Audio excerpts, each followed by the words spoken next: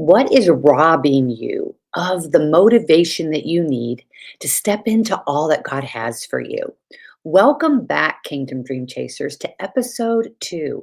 This is going to be some planning motivation. We're talking about in this series, we're talking about failing to plan is planning to fail. And in this second episode, we're talking about motivation. Where does motivation come from? And probably more importantly, what robs us of the motivation that we need as Christians to be planning for what God has for us? We know that there's so much wisdom in planning.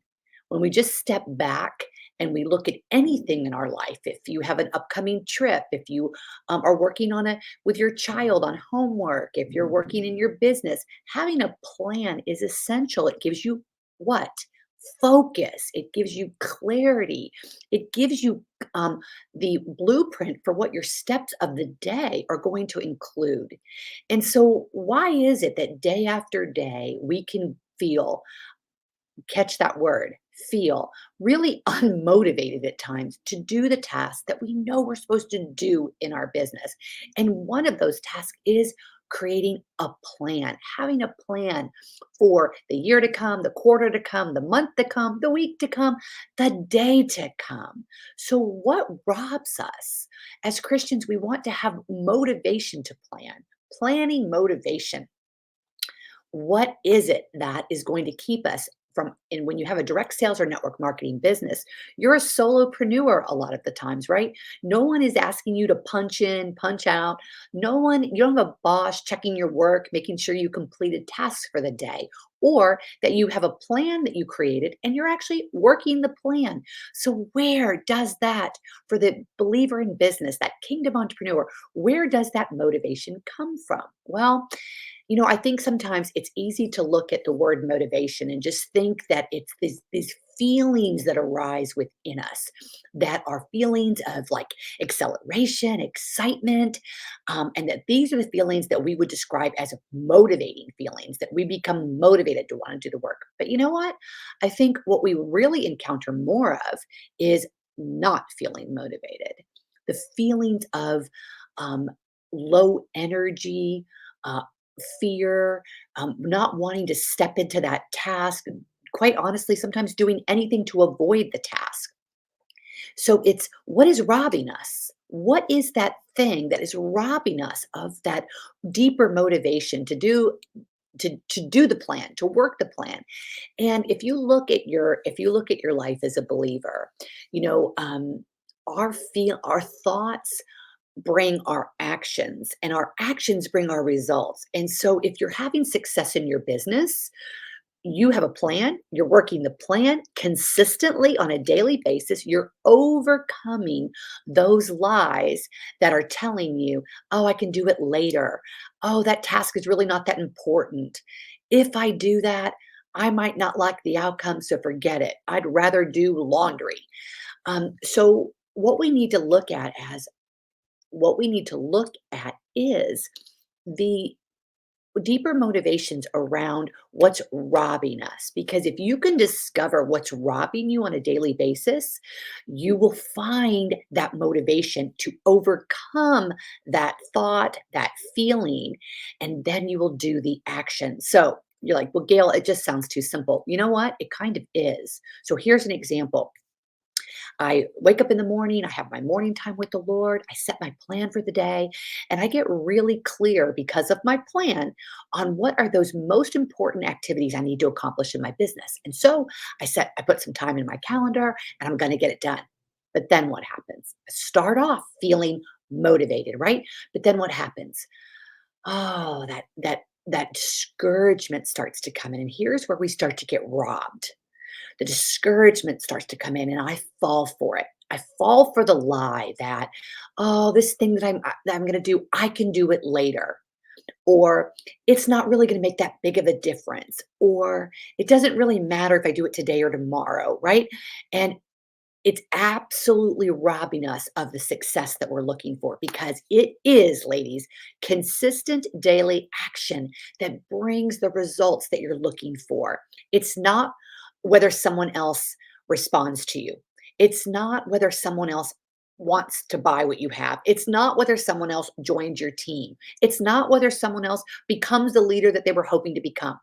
It is your daily commitment to your actions. And how do we get there? We create a plan and we work the plan and we identify the things that typically come in to rob us of the motivation to accomplish the task during the day. So I have a total hack for you. Are you ready? What you need is you need a reward. And I don't know if you're familiar with there's so many books out there and so many great resources for you. I think of Brian Tracy's Eat That Frog. I think of James Clear's Atomic Habits. There is so much wisdom around this concept of reward. So I want you to please lean in to what I'm about to say. When you have created a plan and you've established what you're going to do, what your action steps are going to be for the day, what robs you of that motivation is all the feelings of, "I just don't wanna do it. I'm afraid I'll fail. I'm feeling discouraged. I'm just feeling distracted. I'm just feeling cluttered." And sometimes we even self-sabotage by creating clutter so that we rob ourselves of the motivation to complete that task. So, the hack is create a reward for when you complete the tasks of the day. Now, I'm not talking about all of the tasks, and so many of us have task after task, all of these busy things that we do. I have a client yesterday, you know what she said? My fake work. She was calling herself out on the concept around we check the boxes, and all of those activities we might have accomplished a bunch of things during the day and we might even be tired, but you know what, are any of those things bearing fruit in our business? And so she calls it fake work, the work that we do that are just busy tasks that are not producing fruit. So when you created your plan and you've had your time with the Lord in the morning and you've identified the top activities that you're going to commit to getting done for the day, create a reward. What is that reward going to be? And this is very personal. For each of us, it's something different based on just how we're wired and what makes us excited. All right. It could be you could do, if I do my task 5 days in a row, I'm going to get my nails done. If I do it for a month in a row, I'm going to get a massage. If I do it today, then I'm going to make myself a fill in the blank. All right. And I know every one of us is motivated by different things. Maybe you love to go for a walk every day. Well, tell yourself, my reward is going to be my walk. I'm going to complete my activities and then I'm going to go for my walk. Create that motivation. You're the one who creates it. All right. So we are being robbed of the motivation that we need because we're allowing feelings to come in of discouragement, overwhelm, clutter, often self induced, ladies.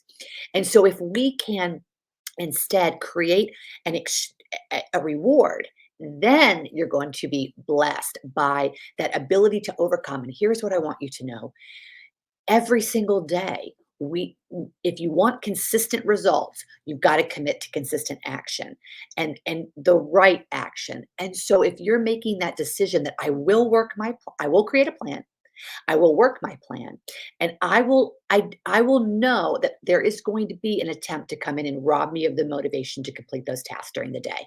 So I'm going to create a reward around so I'm going to create my own exciting motivation for completing those tasks during the day. And here's what the and in episode 3, we're going to be talking about the much bigger motivation that comes from us as believers, that comes from the Lord.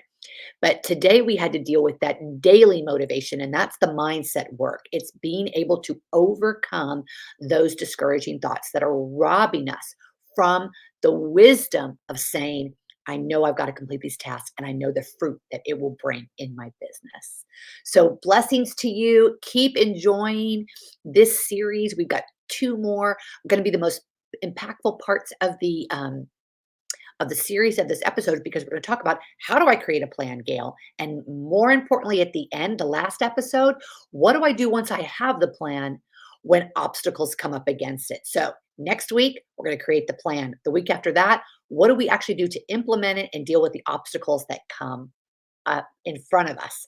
So enjoy, enjoy.